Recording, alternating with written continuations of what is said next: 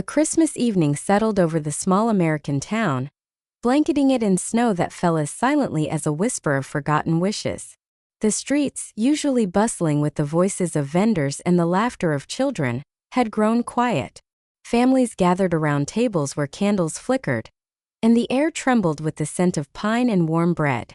Cornerstone Pizza on the outskirts, with its battered sign blinking in red letters, stood alone like a lighthouse in a sea of silence.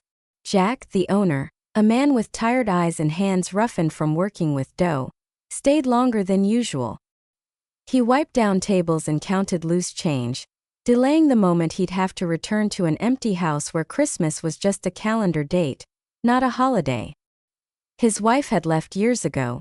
His children called once a month, and Jack's only companions were the creak of an old chair and a bottle of wine waiting in a cupboard.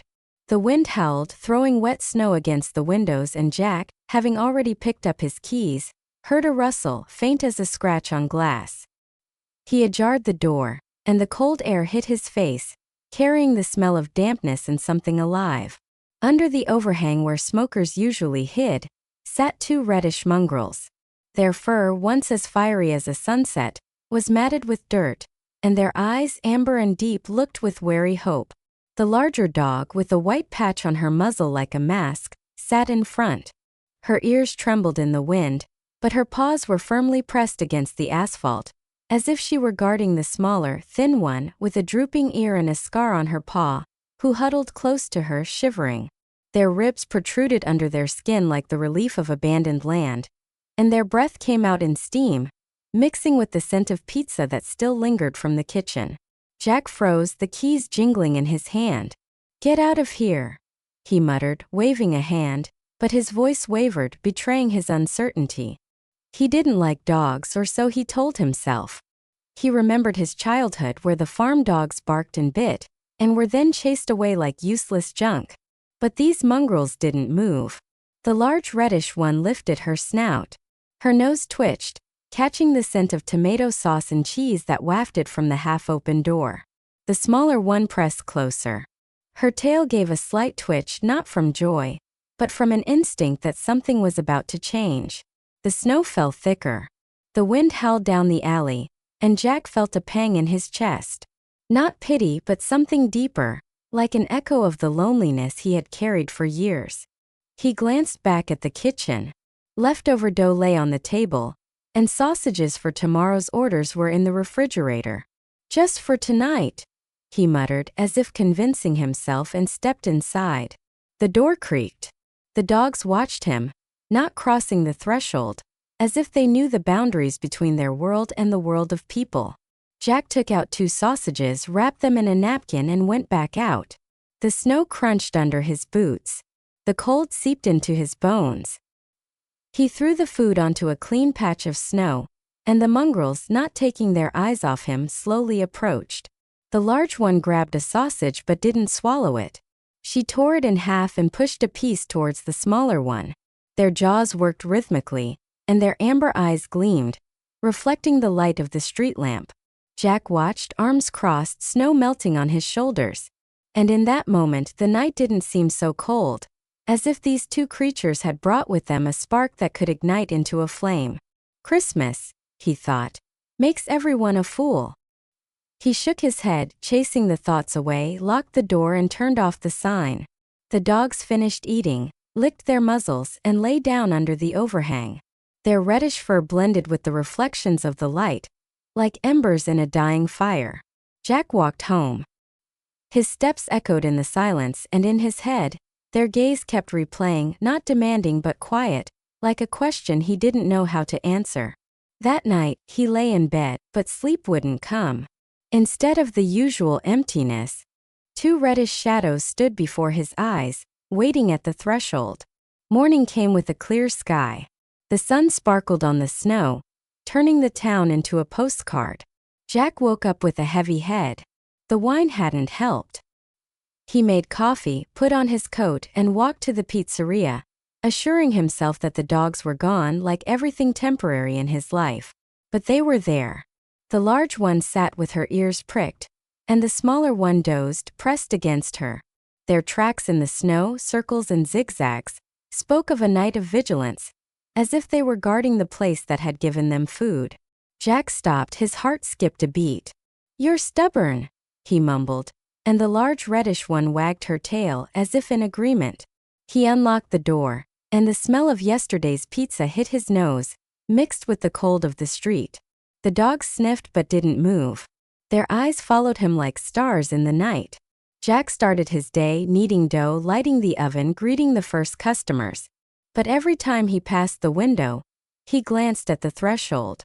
The mongrels lay there, asking for nothing, but their presence was louder than words. Customers noticed them. "Whose dogs?" an old man with a newspaper asked.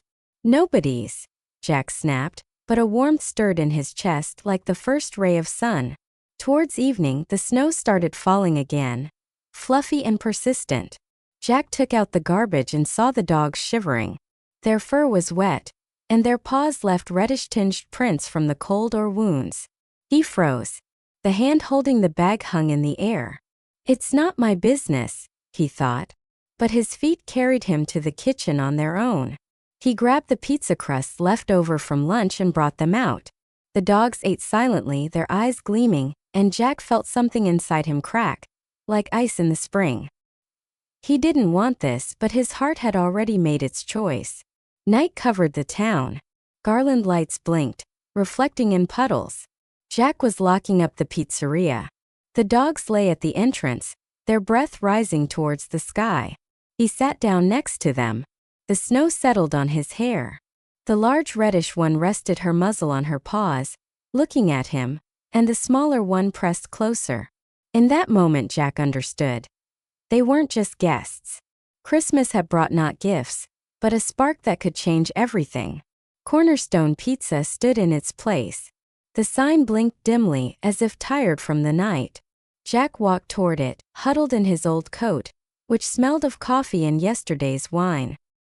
His head buzzed not so much from the drink but from the restless dreams where the amber eyes of two reddish mongrels looked at him from the darkness.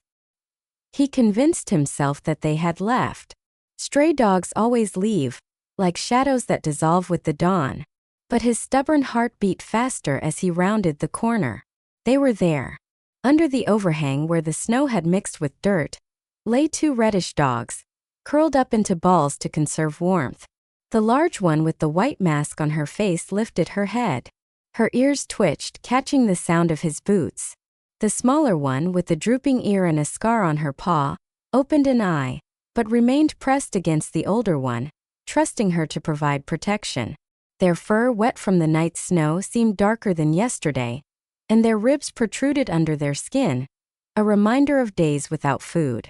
Their paw prints wound around the threshold, circles and zigzags like maps of their night watch, as if they were guarding this place that had given them the first piece of hope.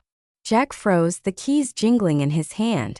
"You're stubborn," he mumbled, but there was no irritation in his voice, only a shadow of surprise mixed with something warm that he didn't want to name. He unlocked the door, and the scent of the cooled oven, mixed with the aroma of basil, hit his nose. The dogs sniffed, their noses twitching, but they didn't move from their spot, as if they knew their world was outside. Jack went in, started his day, lit the fire, kneaded the dough and chopped tomatoes. But every glance at the window pulled him to the threshold, where the reddish shadows lay motionless, their eyes watching him like stars in a winter night. The first customers, the old man with the newspaper and a pair of schoolchildren, noticed the dogs. "Are they yours, Jack?" the old man asked, squinting through his glasses. "Nobody's," he snapped, but the words sounded softer than he expected. The mongrels didn't bark or beg. They just waited. Their silence was louder than any whine. By noon, the pizzeria came to life, with the clatter of plates, laughter, and the smell of margarita. Jack was taking out the garbage and noticed that the large reddish one was limping. Her paw barely touched the ground, swollen, maybe from a thorn or the frost. He frowned, stepped closer, and the dog didn't retreat, only lifted her muzzle. Her amber eyes met his gaze. The smaller one wagged her tail almost imperceptibly, and Jack felt a pang in his chest, as if someone had poked an old wound. "It's not my business," he thought, returning to the kitchen. But his hands instinctively reached for the refrigerator where sausages lay, fresh for tomorrow's pizzas. He froze, holding the cold bundle. "This is crazy," he mumbled. "I'm not a shelter." But the memory of yesterday, of how the dogs shared the food, how their eyes gleamed in the lamplight, wouldn't leave him. Jack sighed, wrapped 2 sausages in a paper towel and went out. The snow crunched under his feet. The frost nipped his cheeks. He crouched down and threw the sausages onto a clean patch of snow. "Eat, you tramps," he said, and his voice wavered, betraying the warmth he was trying to hide. The large reddish one sniffed.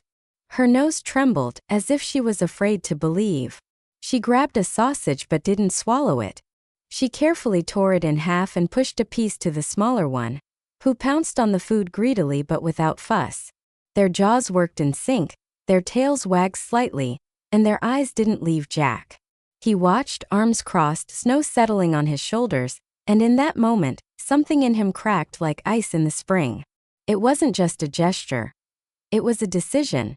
As if he had extended a hand across the chasm that separated his loneliness from their struggle. The day rolled on. Customers came and went. Children pointed at the dogs. Adults shook their heads. "Jack, why are you feeding them?" "They won't leave now," a woman with a child said, ordering a pizza. He shrugged. "It's Christmas." But inside he knew it wasn't just Christmas. Something about these mongrels, about their silent loyalty, had hooked him like a fisherman's hook. Towards evening, the snow started falling again, fluffy as down. Jack brought out the pizza crusts left over from lunch, and the dogs ate them silently.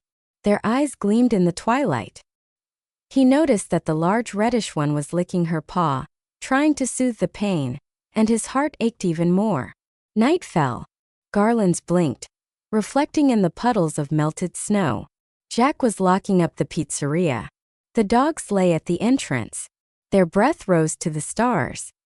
He sat down next to them, not caring about the wet snow that soaked his pants. The large reddish one rested her muzzle on her paws, looking at him, and the smaller one pressed closer. Her drooping ear touched the ground. "You're insatiable," he mumbled, but the corners of his lips twitched into a smile. He stood up, dusted himself off, and walked home. His steps echoed in the silence. That night, he fell asleep without wine, and his dreams were of reddish fur and eyes that looked with hope. In the morning he came earlier. In his pocket was a bag of cheap dog food he'd bought at the supermarket. He didn't know why he had taken it, but when he saw them at the threshold he understood. It wasn't just food. It was a bridge that connected him to them. He poured the food into an old bowl from the kitchen, and the large reddish one licked his hand. A warm, rough tongue like a touch of fate. Jack froze, feeling something in him thaw, and realized. The decision to throw them sausages had changed not just their lives but his too. Jack came early. His breath plumed in the frosty air, and his hands, used to the warmth of the oven, trembled as he unlocked the door.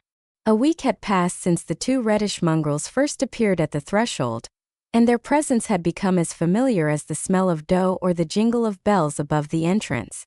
But their loyalty, silent and unwavering, awakened feelings in Jack that he had long buried under a layer of weariness and loneliness. They waited for him every morning. The large reddish one with the white mask on her muzzle sat like a sentinel. Her amber eyes followed his every move, and the smaller one, with the drooping ear and a scar on her paw, lay beside her, pressed close, as if seeking warmth not only from her sister but also from this place. Their fur, still matted with dirt, shone a little brighter from the food Jack now brought regularly, though he grumbled that it was a temporary whim. The snow around the threshold was trampled by their paws. Circles and zigzags like the tracks of a dance they performed at night, guarding the pizzeria. Even when rain replaced snow and the wind lashed at the walls, they didn't leave. Their reddish silhouettes remained in place, like lighthouses in a storm. Jack opened the door, and the aroma of basil mixed with the cold of the street. He poured the food into an old bowl, which he now kept specifically for them, and the large reddish one, before eating, always pushed the bowl to the smaller one. Her movements were precise, almost ritualistic. "Eat, you tramps," he would say, but his voice softened like dough under his fingers, and the corners of his lips involuntarily turned up.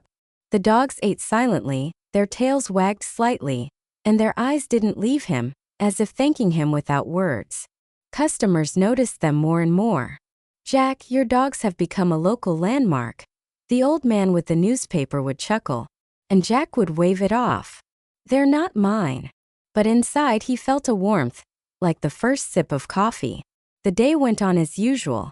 The clatter of plates, the laughter of children, the smell of margarita. But one evening, the rain poured so heavily that the pizzeria windows fogged up, and the street turned into a river. Jack looked outside. The dogs were sitting under the overhang, but water was streaming down their fur, making it dark, almost black. The large reddish one lifted her muzzle, her ears pressed back, and the smaller one shivered, pressed so close to her that their silhouettes merged into one. Jack felt something tighten in his chest, as if someone had pulled an invisible thread. "Get inside, you fools," he mumbled, opening the door wider, but the mongrels just looked at him. Their eyes gleamed in the light of the street lamp, but their paws didn't move from their spot. They knew the boundaries. Their world was outside and they weren't going to cross it. He brought out an old rag to at least partially cover them from the rain, but the wind tore it from his hands, and it flew into the darkness. Jack froze, looking at the dogs, their wet fur, their unwavering loyalty. "Why are you here?" he asked, not expecting an answer. But the large reddish one wagged her tail, and the smaller one licked her paw, where the scar seemed deeper in the dim light. He returned to the kitchen, took pizza crusts and a couple of pieces of ham left over from an order, and brought them out. The dogs ate, ignoring the rain. Their jaws worked rhythmically, and their eyes followed him as if he were their only guide in this wet, cold world. By night, the storm subsided, leaving puddles that reflected the stars. Jack was locking up the pizzeria, and the dogs, as always, lay at the threshold. Their fur was still wet, but their eyes were clear like amber. He sat down next to them, not caring about the dampness that soaked his pants. The large reddish one rested her muzzle on her paws, looking at him, and the smaller one pressed closer. Her drooping ear touched the ground. "You're not giving up, are you?" he whispered, and his voice wavered, betraying the warmth he was trying to hide. He noticed that the large reddish one was limping more. Her paw, swollen from the cold or a wound, barely touched the ground. Jack reached out slowly, so as not to startle her, and the dog allowed him to touch her. Her fur was cold, but a warm heart beat beneath it. In the morning, the rain turned to snow, fluffy and soft like hope. Jack came with a bag of food and an antiseptic from the first aid kit. He crouched by the threshold, cleaned the large reddish one's paw, and she didn't pull away, only licked his hand. A warm, rough tongue like a touch of trust. The smaller one wagged her tail for the first time in days, and Jack felt something in him thaw like snow under the sun. Customers joked, "Jack, you're a veterinarian now." But he just shook his head, hiding a smile. Days passed, snow and rain took turns, but the dogs remained. They didn't leave, even when the wind howled and the cold seeped into his bones. Their tracks around the pizzeria became part of the landscape, like the garlands on the windows. Jack started to notice how they greeted him every morning, how the large reddish one growled at a drunk passerby who came too close to the threshold, and how the smaller one barked if someone threw garbage past the bin. They guarded this place like their home, and Jack, without even realizing it, began to consider them a part of his life. A week had passed since the two reddish mongrels became a part of his life, their presence at the threshold as constant as the jingle of bells above the door. But their behavior, this strange, silent devotion, awakened questions in him that he couldn't answer. Every morning they waited for him. The large reddish one with the white mask on her muzzle sat like a guard. Her amber eyes watched him with a wary warmth that no longer seemed so wary. The smaller one, with the drooping ear and a scar on her paw, lay beside her, pressed close, as if she was afraid to let go of her sister. Their fur, no longer so matted with dirt, shone from the regular food Jack now brought, but they never crossed the pizzeria's threshold. not even when Jack left the door open. He poured the food into the bowl, and the large reddish one, as always, pushed it to the smaller one. Her movements were precise like a ritual. "Eat, you stubborn things," he said, and his voice, no longer rough, trembled with something he didn't want to name. The dogs ate silently, their tails wagged slightly, and their eyes never left him, as if he were their only anchor in this cold world. During the day, the pizzeria buzzed with the clatter of plates, the laughter of children, and the smell of pepperoni. Customers had gotten used to the reddish guards at the entrance. "Jack, your dogs are like mascots," the old man with the newspaper would joke. And Jack would just shrug, hiding a smile. But in the evenings, when he closed the place and went home, the dogs did something strange. They would get up, shake the snow off their fur, and follow him. Not close, but at a distance. Their paws left tracks in the snow like shadows that wouldn't fall behind. Jack would notice them in the darkness. The large reddish one walked in front. Her white mask glimmered under the streetlights, and the smaller one trotted behind. Her drooping ear swayed in rhythm with her steps. They would escort him all the way to his house, an old 2-story building with peeling paint, but never came to the door. As soon as Jack stepped onto the porch, they would turn around and disappear into the night, returning to the pizzeria. One evening, when the snow had turned to rain and the wind howled like an angry beast, Jack stopped halfway home. He turned around. The dogs were following him. Their fur was wet, and their eyes gleamed in the light of the street lamps. "Go home, you fools," he yelled, but his voice was drowned out by the noise of the rain. The large reddish one stopped, her ears pressed back, and the smaller one froze beside her. Her scar on her paw seemed darker in the dim light. They didn't move closer, but they didn't leave either. Jack felt something tighten in his chest. Not irritation, but something deeper. Like a longing for something he had lost long ago. "Why are you doing this?" he mumbled. But the dogs only looked. Their breath rose in steam to the sky. He returned home, but sleep wouldn't come. Lying in the darkness, he listened to the rain tapping on the roof and imagined them there, at the pizzeria, under the overhang, where they waited for him every morning. Why are they following him? Why do they go back? Their loyalty wasn't just a habit. It was like a promise sealed with silence. In the morning, he came earlier with 2 bowls of food and noticed that their tracks around the pizzeria were thicker. They had circled at night, guarding the place that had become their sanctuary. The large reddish one licked his hand when he put down the bowl, and Jack froze, feeling the warmth of her tongue like a touch of trust. Days passed and snow and rain took turns. But the dogs didn't change. They escorted him home. Their steps were quiet but confident, like the rhythm of a heartbeat. One night, when Jack was locking up the pizzeria, the large reddish one growled at a drunk passerby who was stumbling too close to the entrance. The smaller one echoed her. Her bark was thin but fierce. Jack stopped looking at them. "Are you my bodyguards?" he joked, but a warmth stirred in his chest like the first ray of sun. Customers started bringing them treats. A piece of bread, a cheese rind, and the dogs accepted them, but their eyes always sought out Jack. One morning, when a thick layer of snow had fallen, Jack noticed that the smaller one was limping more. Her scar on her paw was red, as if from a new wound.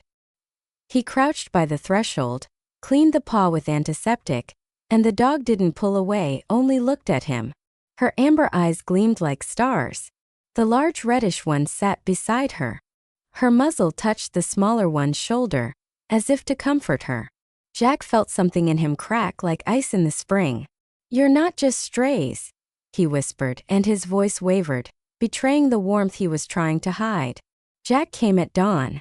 His steps were lighter than before, and in his hands were not just keys, but also a bag of dog food, which he now bought every week. The 2 reddish mongrels, who had become a part of his life, waited at the threshold. Their presence was as constant as the pizzeria's blinking sign. But something had changed. Jack no longer called them strays in his thoughts, and their loyalty, silent and unwavering, became not just a habit for him, but something more, like the rhythm of a heart that beat in sync with his steps. The large reddish one with the white mask on her muzzle sat like a guard. Her amber eyes watched Jack with a warmth that no longer seemed wary. The smaller one with the drooping ear and a scar on her paw lay beside her, and her tail wagged slightly when she noticed his approach. Their fur, once matted with dirt, now shone. Their ribs no longer protruded so sharply, and their paws, though scarred, moved more confidently. Jack poured the food into 2 old bowls that now stood at the entrance as part of the scenery. The large reddish one, as always, pushed her bowl to the smaller one, and they ate in sync. Their jaws worked rhythmically, and their eyes didn't leave him. "Eat, my girls," he mumbled, and the word "my" escaped on its own like a sigh he didn't expect. He froze, surprised by his own words, but a warmth stirred in his chest, like the first sip of coffee on a cold morning. The pizzeria lived its own life. In the morning, old men with newspapers; in the afternoon, schoolchildren; in the evening, families with children.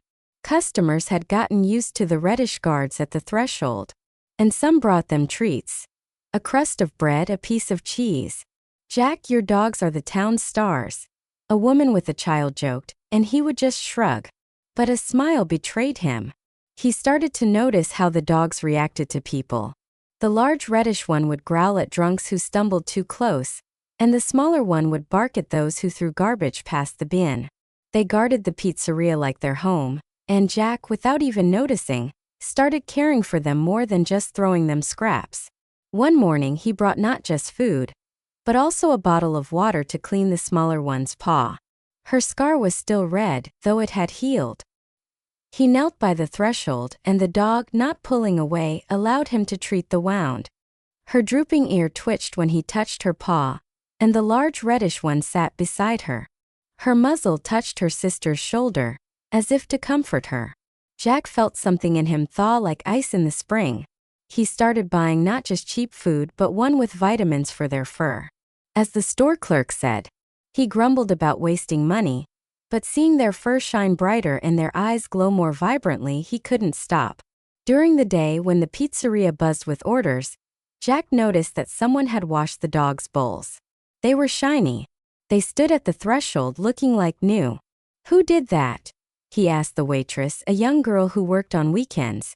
She smiled. "I did. They're yours, Jack." He frowned but didn't object, and in the evening, when he was closing the place, he put out new metal bowls for the dogs, which he had bought at the store. "This is better," he mumbled, and the large reddish one licked his hand. Her warm tongue was like a touch of trust. In the evenings, the dogs, as before, followed him home. Their steps were quiet but confident, like shadows that wouldn't fall behind. They would stop at his porch, their eyes gleaming in the darkness, and then turn around and return to the pizzeria. Jack watched them go, feeling how their loyalty bound him to them with an invisible thread. One night, when the rain was drumming on the roof, he went out onto the porch with a flashlight to check where they were. The mongrels lay under the pizzeria's overhang. Their reddish fur blended with the reflections of the flashlight, and their eyes glowed like stars. He went back home, but his heart remained there at the threshold. Days passed, and Jack's care grew like dough on yeast. He started bringing them not just food, but also an old blanket so they could sleep more comfortably. Customers joked, "Jack, you'll be building them a doghouse soon." And he would wave them off, but the thought was already circling in his head. One morning, he noticed that the large reddish one was sneezing, a weak, raspy sound that was hard to hear. He went to the pharmacy and bought cough syrup for dogs, and although the instructions were confusing, he carefully poured it into the bowl with the food. The large reddish one ate without wincing, and the smaller one wagged her tail, as if to thank him. Jack felt something in him crack, like ice under the sun. "You'll be the death of me," he mumbled, but his voice was soft, almost gentle. Their presence at the threshold became a part of his life, like the smell of dough or the jingle of bells above the door. But their strange behavior, this stubborn refusal to cross the pizzeria's threshold, stirred up questions in his head, like uninvited guests. The large reddish one with the white mask on her face sat like a loyal guard, and her amber eyes followed Jack with a warmth that no longer seemed wary. The smaller one with the drooping ear and a scar on her paw lay beside her. Her tail wagged when she noticed his footsteps. Their fur shone brighter, Their ribs had almost disappeared under a layer of muscle, and their paws, though scarred, moved more confidently. Jack placed 2 metal bowls, now always filled with vitamin-fortified food, and the large reddish one, as if in a ritual, pushed her bowl toward the smaller one. "Eat, girls," he said, and the word girls no longer sounded strange but settled on his tongue like warm bread. But when he opened the door wider, inviting them inside, the dogs just looked, their paws freezing at the threshold, as if an invisible wall kept them outside. The pizzeria was buzzing. In the morning, old men drank espresso. In the afternoon, schoolchildren ordered pizza. In the evening, families laughed at the tables. The customers loved the reddish guards. Children held out their hands to them. Adults brought them treats. "Jack, why don't they ever come in?" the waitress asked one day while washing the bowls. He shrugged. "They're stubborn, what can you do?" But a pang stirred in his chest. Not irritation but curiosity mixed with unease. He tried to lure them in, placed a bowl with ham by the door, left it open, but the dogs only sniffed the air. Their noses twitched but their paws remained in place. The large reddish one looked at him. Her eyes gleamed as if apologizing, and the smaller one pressed against her. Her drooping ear touched the ground. One afternoon, when the sun was warmer and the puddles were drying up, Jack noticed how the large reddish one flinched when he opened the door too suddenly. She didn't run away, but her ears were pressed back, and her body tensed like a string. The smaller one whined, quietly, almost inaudibly, and pressed against her sister. Jack froze. His hand on the doorknob trembled. "What's wrong with you?" he whispered. But there was no answer, only their eyes full of silent longing. He brought them water, placed the bowl at the threshold, and the large reddish one licked his hand. Her warm tongue was like a touch of trust. But the boundary of the threshold remained insurmountable. In the evening, when the pizzeria quieted down and the last customers left, Jack sat down by the entrance, looking at the dogs. The large reddish one was lying down, her muzzle resting on her paws, and the smaller one was curled up next to her.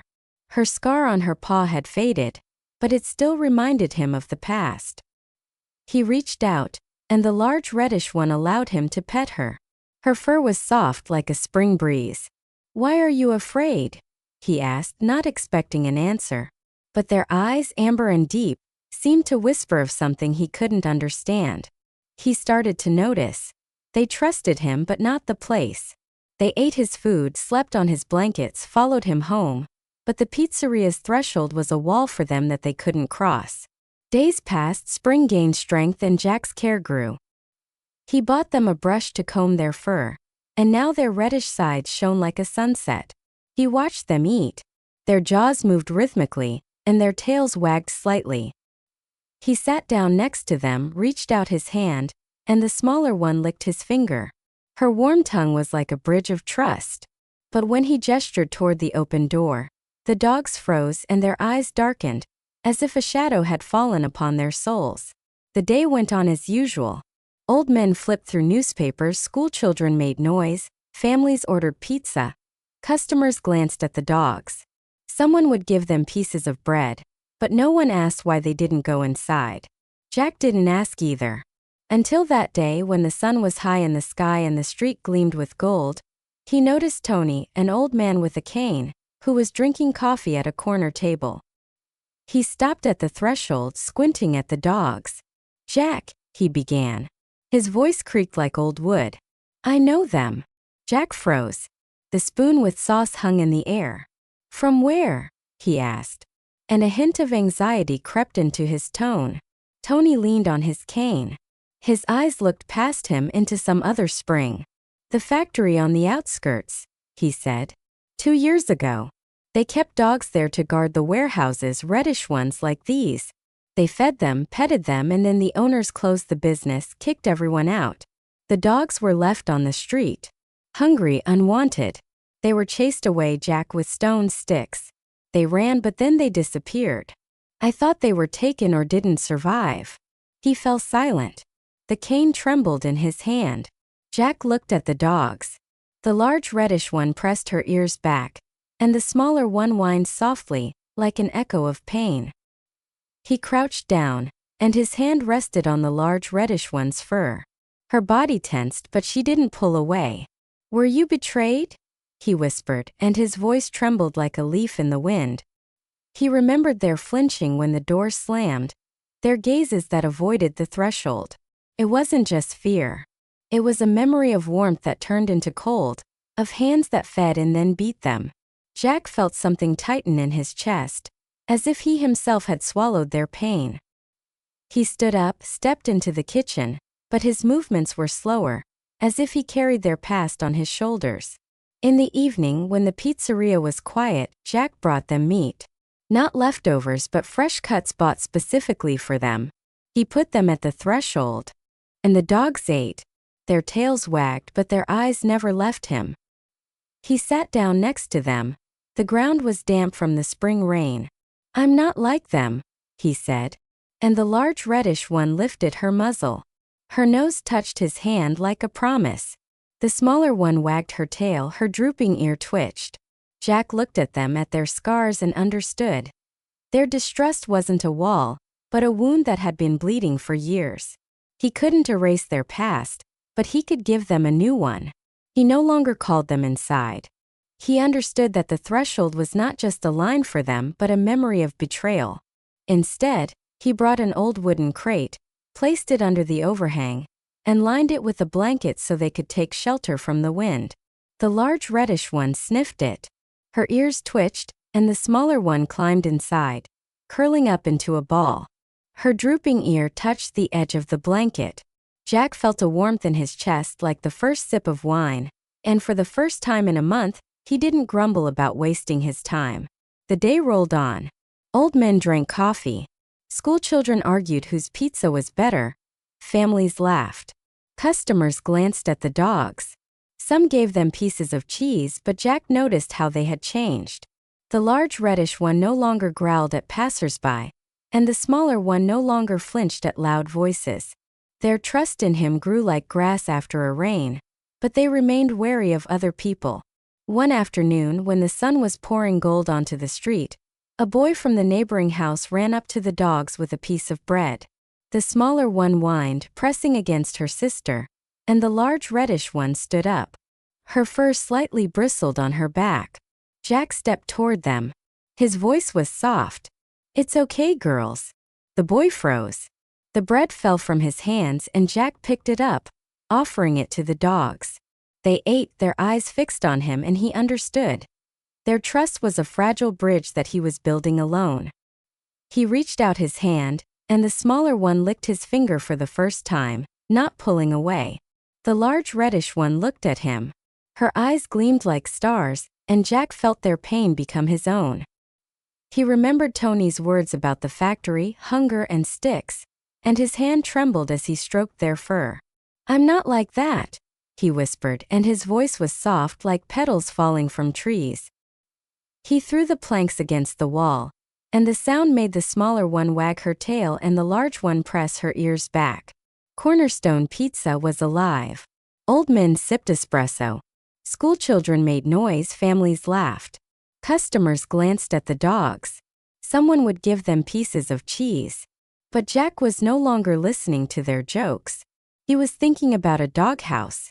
In the afternoon, during a break between orders, he sat at the threshold with a hammer and nails he had found in the storeroom. The large reddish one sniffed the planks.